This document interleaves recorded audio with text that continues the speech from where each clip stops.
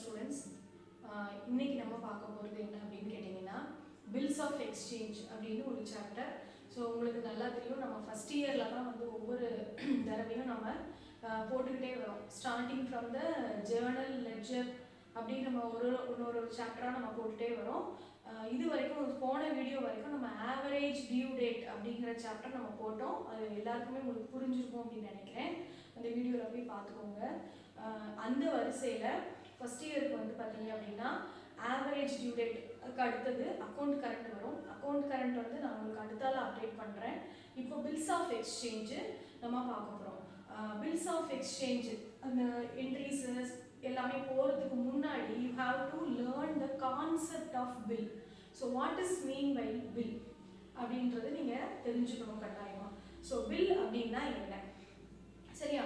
So உங்களுக்கு நல்லா தெரியும், நம்ம ஜேர்னல் என்ட்ரிலேருந்தே we have learned the credit transactions. So இந்த கிரெடிட் டிரான்சாக்ஷன்ஸ் அப்படிங்கிறது நமக்கு தெரியும். ஸோ கிரெடிட் பர்ச்சேஸு, அப்புறம் வந்து கிரெடிட் சேல்ஸு, இதெல்லாம் தெரியும். கிரெடிட் பர்ச்சேஸ்னால் என்ன அப்படின்னா கடனுக்கு வாங்குறது, பொருட்களை வாங்குறது. அது மாதிரி கிரெடிட் சேல்ஸ் அப்படின்னா கடனுக்கு பொருட்களை விற்பது. ஸோ இது ரெண்டுமே உங்களுக்கு தெரியும். அப்போ கிரெடிட் பர்ச்சேஸ் கிரெடிட் சேலில் என்ன நடக்கும் அப்படின்னு கேட்டிங்கன்னா, அந்த பையராலையோ அந்த பையரால் வந்து என்ன செய்ய முடியாது, சொன்ன நேரத்துக்கு பணத்தை தர முடியாது. கொஞ்ச நாள் தவணை கேட்டிருப்பாங்க, சொன்ன நேரத்துக்கு பணத்தை தர முடியாது. அப்போ என்ன செய்வாங்க அப்படின்னு கேட்டிங்கன்னா, அந்த செல்லருக்கு பணம் வரணும் இல்லையா? அப்போ அந்த செல்லர் என்ன செய்வாங்க அப்படின்னு கேட்டிங்கன்னா, தரக்கூடிய பணத்துக்கு ஒரு பில் ஒன்று எழுதி அதை வந்து என்ன செய்வாங்க, பையருடைய அக்செப்டன்ஸை வாங்கி அவங்களையும் கையெழுத்து போட சொல்லி வாங்கி அந்த பில்லை யார் வச்சுப்பாங்க அப்படின்னு கேட்டிங்கன்னா, செல்லர் வந்து தன்னுடைய கைவசம் வச்சுப்பாங்க, சரியா? அந்த பையர்கிட்ட கேட்பாங்க, உன்னால் எப்போ பணம் தர முடியும் அப்படின்னு கேட்பாங்க. மேபி 2 or 3 months அவங்க தவணை சொல்லலாம் இல்லையா? அந்த 2 or 3 months அதில் மென்ஷன் பண்ணி என்ன எவ்வளவு ரூபாய்க்கு அவங்க தரணும் அப்படிங்கிறதையும் மென்ஷன் பண்ணி என்ன டேட்டில் அந்த பில்லை எழுதுறாங்க அப்படிங்கிற அந்த டேட்டையும் போட்டு 2 monthsக்கு அந்த பில்லை எழுதுவாங்க. ஸோ 2 months டேட் போட்டு, அப்போ என்ன அர்த்தம், சொன்ன மாதிரி அந்த பையர், அந்த கன்சர்ன் பையர் வந்து என்ன பண்ணணும், செல்லருக்கு 2 மாதம் கழித்து அந்த உரிய பணத்தை தந்துடணும். அதுக்காக தான் அந்த பில், சரியா? Bills of exchange will come under the negotiable instrument act. Negotiable instruments அப்படின்னா நம்ம வந்து காசோலை, வரைவோலை அதெல்லாம் வருது இல்லையா? அது செக், டிடி அதெல்லாம் வருது இல்லையா? அதில் promissory note, bills of exchange இது எல்லாமே வந்துடும். ஸோ இதை வந்து நம்ம என்ன பண்ணிக்கலாம் அப்படின்னா, ஈஸியாக நம்ம என்டார்ஸ் பண்ணிக்கலாம், ட்ரான்ஸ்ஃபர் பண்ணிக்கலாம். ஒருத்தர்கிட்ட இருந்து இன்னொருத்தருக்கு நம்ம ட்ரான்ஸ்ஃபர் பண்ணிக்கலாம், சரிங்களா? ஸோ இப்போ பாருங்கள், நம்ம வந்து பையர் கிட்ட இருந்து செல்லர் உள்ள டிரான்சாக்ஷன் நம்ம இப்போ சொன்னோம். பையர் வந்து என்ன பண்ணிட்டாரு, அந்த பில்லுக்கு அக்செப்டன்ஸ் கொடுத்துட்டாரு, சரியா? அப்போ செல்லர் என்ன பண்ணுவார், ஒரு பில்லை எழுதுறாரு.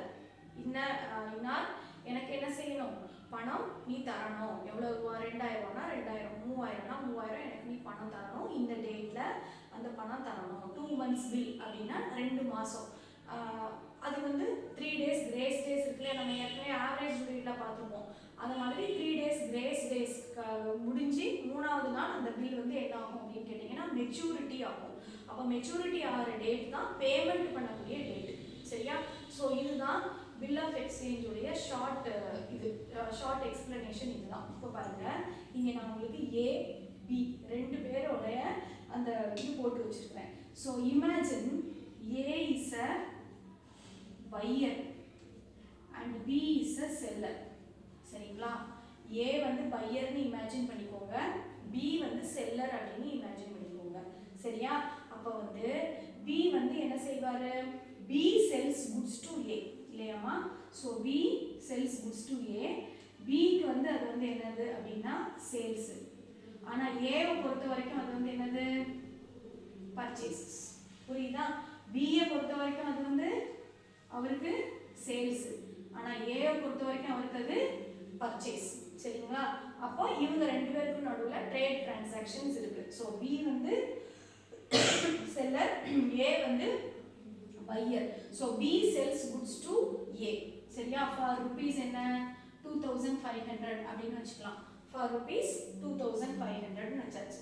இப்போ பி வந்து யார் வந்து பணம் வாங்கணும், பி வந்து பணம் வாங்கணும், ஏ வந்து பணம் கொடுக்கணும். ஏன்னா அவர் தான் குட்ஸை பர்ச்சேஸ் பண்ணியிருக்காரு இல்லையா.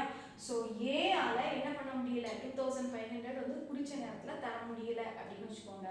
தென் B will write the bill and get the acceptance from A and retain the bill with B. புரியுதா? B அதாவது அவர் தான் செல்லர், சரிங்களா. ஸோ B வந்து என்ன பண்ணுவாரு, பில்லை எழுதி A கிட்ட இருந்து அக்செப்டன்ஸை வாங்கி என்ன பண்ணுவாரு, அவர் வச்சுப்பாரு. So he is called as a drawer of the bill. So here a seller is turned out a drawer. புரிஞ்சுதா? One who draws the bill is called a drawer. அந்த பில்லை எழுதுறவங்க தான் drawer. யார் பில் எழுத முடியும், யாருக்கு பணம் வரணுமோ அவங்க தான் பில் எழுத முடியும். புரிஞ்சுதா? ஸோ யாருக்கு இங்கே பணம் வரணும், செல்லருக்கு தான் பணம் வரணும். So B writes the bill, get the acceptance from A and retain the bill. Right? இப்போ பாருங்க, செல்லர் வந்து இங்கே drawer ஆகிறாரு, பையர் வந்து drawee. Drawee அப்படின்னா one who accepts the bill is a drawee. Right? அப்போ இங்கே ரெண்டு டேர்ம் நான் உங்களுக்கு முக்கியமான டேர்ம் சொல்லியிருக்கிறேன். இதுதான் பில்ஸ் ஆஃப் எக்ஸ்சேஞ்சில் ரொம்ப முக்கியமான ஒரு பார்ட்டு. நம்ம drawer and drawee. Drawer is one who writes the bill and one who holds the bill is a drawer. Then drawee, one who accepts the bill and one who pays the payment for the bill in the due date. அந்த பேமெண்ட்டை யார் பண்ணுறாங்களோ, யார் அந்த பில்லை accept பண்ணிக்கிறாங்களோ அவர்கள் தான் drawee அப்படின்னு நம்ம சொல்கிறோம். பில்லுடைய அமௌண்ட் இவ்வளவு. மெச்சூரிட்டியான தேதி நீங்கள் வந்து எப்போதும் வழக்கம் போல நீங்கள் எப்படி கண்டுபிடிப்பீங்க, ஆவரேஜ் டியூ டேட்டுக்கு அந்த மாதிரி கண்டுபிடிச்சிக்க வேண்டியதான். 2 months ஜனவரி 1ஆம் தேதி எழுதியிருக்காங்களா, 2 months. ரைட்டா? ஸோ ஜனவரி விட்டுருங்க, பிப்ரவரி மார்ச், மார்ச்சில் ப்ளஸ் 3 days போட்டு மார்ச் 4ஆம் தேதி, அவ்வளோதான். இதில் ஒன்றும் ஒரு பெரிய கால்குலேஷன்லாம் ஒன்றும் கிடையாது. ஸோ நம்ம இந்த எக்ஸாம்பிள் உங்களுக்கு புரிஞ்சிருக்கும்னு நினைக்கிறோமா. இப்போ நம்ம ஸ்பெசிமன் என்ட்ரிஸ்க்கு போகலாம். என்னென்ன மாதிரியான கேசஸில் இந்த பில்ஸ் வந்து வரும் அப்படிங்கிறத பார்க்கலாம். ஸோ ஃபஸ்ட்டு கேஸ் பாருங்கள், when the bill is retained by the drawer till due date. So பில்லை எழுதிட்டாங்க, பில்லை எழுதிட்டு என்ன பண்ணுவாங்க அப்படின்னு கேட்டிங்கன்னா, அந்த டியூ டேட் நம்ம சொன்னோம் இல்லையா 2 months, அந்த 2 months அந்த கிரேஸ் டேஸ் பீரியட் முடிஞ்ச உடனே he has to pay the money. யாரு, drawee has to pay the money to the drawer. சரியா? அப்போ இங்கே வந்து ஃபர்ஸ்ட் கேஸ் பாருங்க, பில் வந்து யார் கையில் வச்சிருப்பா, அது வரைக்கும் drawer கையில் வச்சிருப்பாரு. ஸோ அதுக்கு என்ன என்ட்ரி அப்படிங்கிறது தான் first. So first case is when bill is retained by the drawer till due date. First என்னது பாருங்க, இதில் வந்து என்னன்னு பார்த்தீங்கன்னா பில்ஸ் ஆஃப் எக்ஸ்சேஞ்சில் நம்ம வந்து டிராயருடைய புக்ஸ்லையும் என்ட்ரி போடணும், drawee உடைய புக்ஸ்லையும் என்ட்ரி போடணும். புரிஞ்சுதா? ரெண்டு கேஸையுமே நீங்கள் என்ன செய்யணும் அப்படின்னா என்ட்ரி இதில் மேக் பண்ண வேண்டியிருக்கும். ஸோ drawer உடைய புக்ஸு, drawee உடைய புக்ஸில் எப்படி என்ட்ரி போடணும் அப்படிங்கிறது. ஸோ ஃபஸ்ட்டு கேஸ் நான் சொல்லிட்டேன். ஃபஸ்ட்டு வந்து ஃபார் சேல், நம்ம ஏற்கனவே பார்த்தோம் இல்லையா, drawer வந்து சேல், drawee வந்து பர்ச்சேஸ். ஸோ drawerக்கு அது சேல். ஃபஸ்ட்டு பாருங்க, குட்ஸை வந்து என்ன பண்ணுறாங்க, சேல் பண்ணுறாங்க. அப்போ என்ன வரும், drawee account debtor to sales இல்லையா. அடுத்தது பாருங்க, இவருக்கு சேல் அப்படின்னா இவருக்கு அது வந்து என்னது அப்படின்னு கேட்டிங்கன்னா பர்ச்சேஸ். சரியா? drawerக்கு அது சேல்னா draweeக்கு என்னவா இருக்கும், பர்ச்சேஸாக இருக்கும். இங்கே நம்ம பார்த்தோம் இல்லையா, பிக்கு வந்து சேல்ஸ், ஆனால் ஏக்கு அது வந்து என்னது, பர்ச்சேஸ். நீங்கள் அந்த பெர்ஸ்பெக்டிவ்ல இதை பார்த்துக்கோங்க. சரியா? அடுத்தது பாருங்க, அடுத்தது bill, receipt of bill accepted. So நீங்கள் பில்லை எழுதுறீங்க. இப்போ பில்லு எழுதும்போது drawerக்கு எப்போதுமே பில்ஸ் ரிசீவபிள் தான். ஏன்னா அவருக்கு தான் என்ன வரணும் அப்படின்னு கேட்டிங்கன்னா பணம் வரணும். So in his books always drawer will write as bills receivable. Right? So B bar R போட்டிருக்கேன். So bills receivable account debtor to drawee.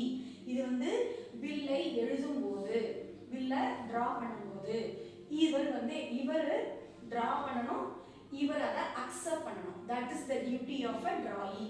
Drawee has to accept the bill and drawer has to draw the bill. So இது வந்து draw பண்ணுறதுக்குரிய entry, இது வந்து accept பண்ணுறதுக்குரிய entry. drawer account debtor to bills payable account. இவருக்கு bills ரிசீவபிளா, அப்போ இவருக்கு அது பில்ஸ் பேயபிள். சரியா? இவர் பணம் கொடுக்கணும், அப்போ பில்ஸ் பேயபிள். பில்ஸ் ரிசீவபிளை டெபிட் பண்ணியிருக்கிறோம், பில்ஸ் பேயபிளை கிரெடிட் பண்ணியிருக்கிறோம். அவ்வளோதான். அடுத்தது பாருங்க, இப்போ பர்ச்சேஸ் சேல் ரெண்டுமே நடந்துட்டு பில்ஸ் வந்து எழுதியாச்சு, இவர் அதை அக்செப்ட் பண்ணியாச்சு. இனிமே என்ன ஒரு ஸ்டெப் பாக்கி இருக்கு, சொன்ன தேதியில பணம் வர வேண்டியதான். அப்படி பணம் வந்தா என்ன, receipt of payment on due date. அந்த due date எப்படி கால்குலேட் பண்ணணும்ங்கறதையும் நான் உங்களுக்கு சொல்லியிருக்கேன். என்ன டென்யூரோ அதுல இருந்து 3 days grace days நீங்க கூட்டிடணும், அவ்வளவுதான். So cash account debtor to bills receivable account in the books of drawer. ஏன் cash டெபிட் பண்றோம், cash is coming in as per the drawer account. சரியா, drawer accountக்கு cash உள்ள வருது, இவங்களுக்கு cash வெளியே போகுது. So bills payable account debtor to cash. So இது வந்து first case. செகண்ட் கேஸ் பாருங்க, இதுல வந்து ஒண்ணுமே கிடையாது, பில்ல எழுதியாச்சு, பில்ல எழுதி பி வந்து பில் எழுதியாச்சு, ஏ பில்ல அக்செப்ட் பண்ணியாச்சு, சொன்ன தேதியில பிக்கு வந்து யார் ஏ வந்து பணம் கொடுத்தாச்சு, அது வரைக்கும் பில் வந்து யார் கையில இருக்கு, பி கையில இருக்கு. இது வந்து ஃபர்ஸ்ட் கேஸ். சரிங்களா, அடுத்த கேஸ் பாருங்க.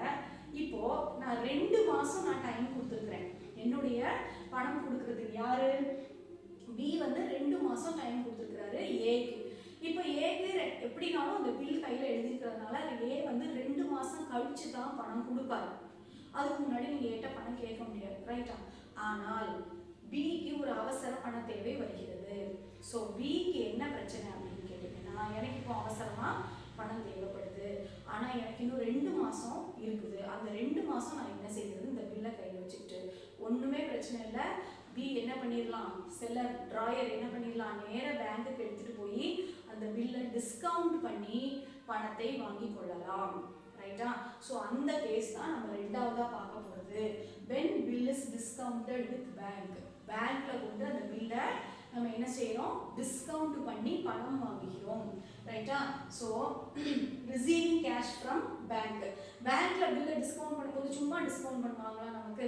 யாராவது இந்த பொருளாவது நமக்கு சும்மா தருவாங்களா? பேங்க் வந்து எந்த சர்வீஸ் நமக்கு பண்றதாக இருந்தாலுமே சில சர்வீசஸ் ஃப்ரீயா பண்ணுவாங்க. சில சர்வீசஸ் பண்ணும்போது ஏஜென்சி சர்வீசஸ், கலெக்ஷன் சர்வீசஸ்லாம் பண்ணும்போது bank will get money from the customer, இல்லையா?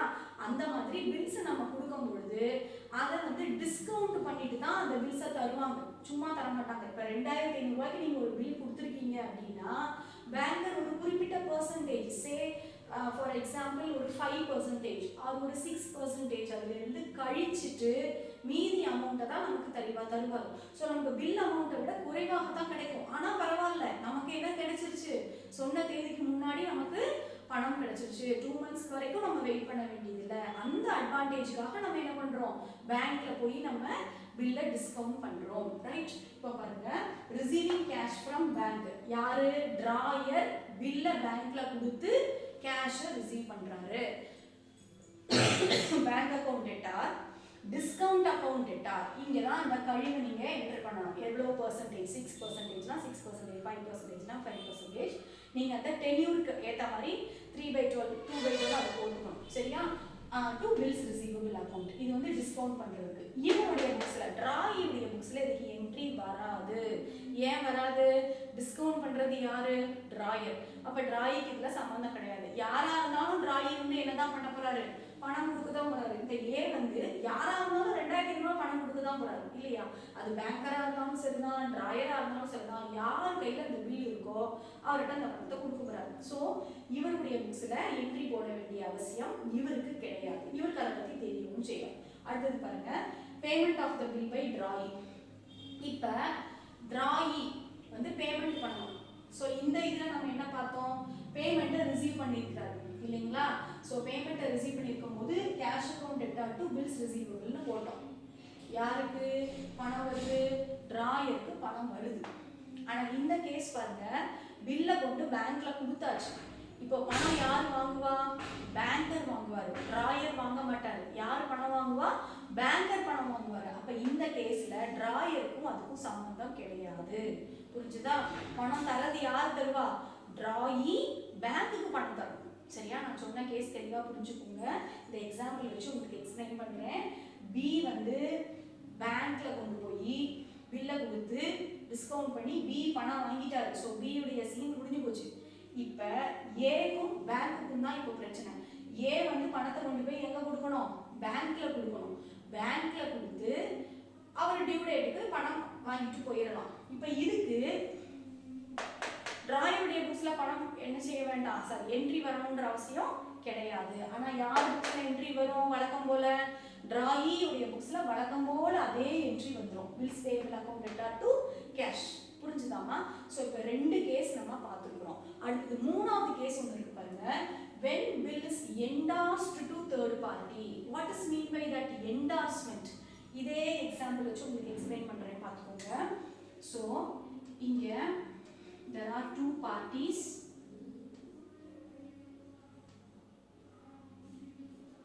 இப்ப மூணாவது பார்ட்டி ஒருத்தர் உள்ள நுழையிறார்.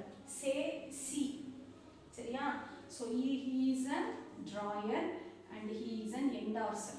so இப்போ பாருங்க B வந்து A க்கு குட்ஸை கொடுத்துருக்கிறார். ரைட்டா? ஸோ அது அந்த கதையெல்லாம் நம்ம பார்த்தாச்சு. இப்போ பில்லு யார் கையில் இருக்கு? B கையில் இருக்குது.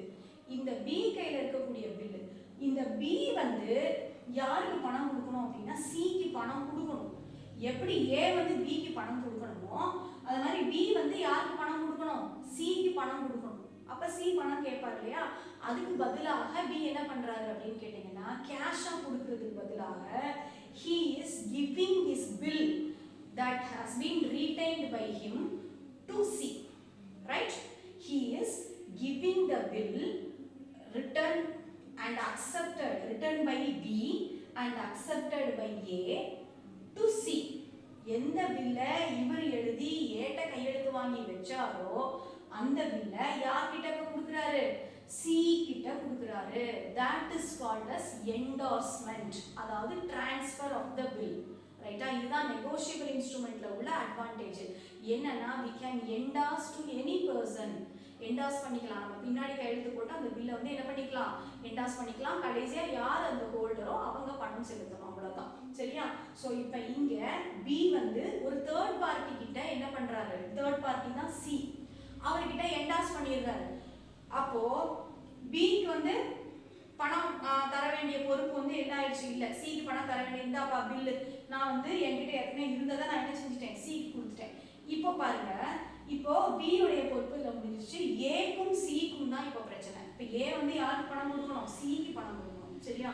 ஸோ அதுதான் அந்த மூணாவது கேஸ். when bill is endorsed to third party. பாருங்க, ஃபர்ஸ்ட் அந்த பில்லை என்டார்ஸ் பண்ணும்போது உள்ள என்ட்ரி. முதல் ரெண்டு கேஸும் அதே தான்மா.